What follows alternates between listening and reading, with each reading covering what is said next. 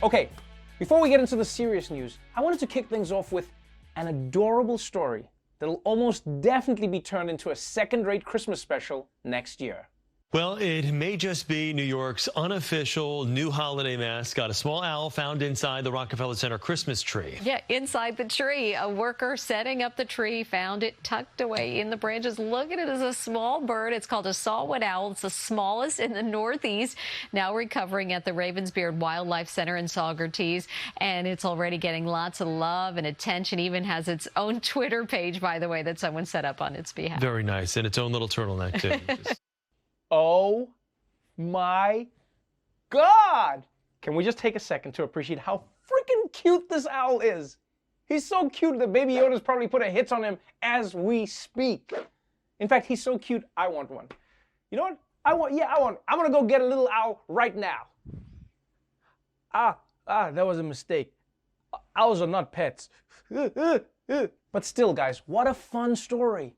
An owl hitched a ride to New York City. Although I guess it looks different if you're the owl. I mean, from the owl's perspective, we just moved his house without permission. You know, one night he was living in the woods. The next morning he's suddenly paying Manhattan rents. Not to mention, that poor owl is used to snacking on field mice. But in New York, the only thing to hunt are the rats, which are 10 times the size of that owl. That rat's gonna be looking up like, hey, just so we're clear, who's eating who over here? I gotta eat you, you're gonna eat me. Also, I don't like the idea of giving this owl a Twitter account, all right? Because we like the owl now.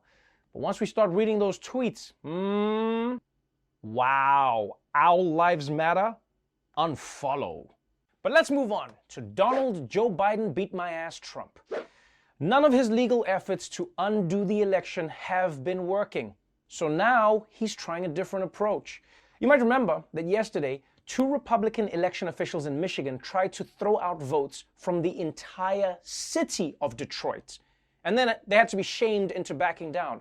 Well, it turns out that wasn't the end of the story. Breaking overnight, 2 Republican election officials in Michigan have changed their minds again. First, they refused to certify the election results in Wayne County. Then they agreed to certify them. But now they're trying to rescind that decision despite a lack of evidence. And we are now learning that President Donald Trump actually called both of them following that controversial meeting.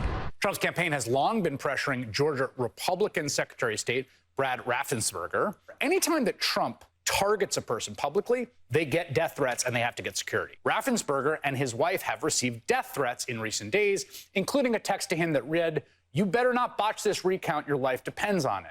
Arizona Democratic Secretary of State Katie Hobbs says she too has faced ongoing and escalating threats of violence. This video shows a group of apparent Trump supporters outside Hobbs' house at night chanting, quote, "We are watching you." That's right, people. Donald Trump, President of the United States, is working to overturn the election. And people, can we agree? This is not normal. Seeing Donald Trump work, I mean, that's not normal. But it's happening.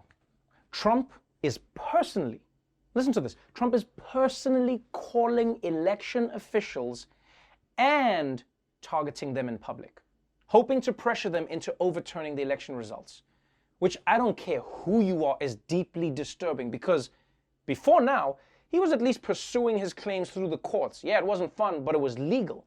You know, it's the difference between camping on a spawn point in Call of Duty and smashing the controller on your brother's head. One is bad sportsmanship, the other is assault. And the president's supporters aren't even sending anonymous death threats, which makes sense in a way because Trump himself wouldn't be able to threaten anyone anonymously. You know, he'd blow his cover right away. If you don't overturn the results, you're gonna be in big trouble, tremendous trouble. People tell me all the time, wow, what tremendous trouble he's in. Mr. President, I know that's you. No, it's not. It's not me. It's Donald.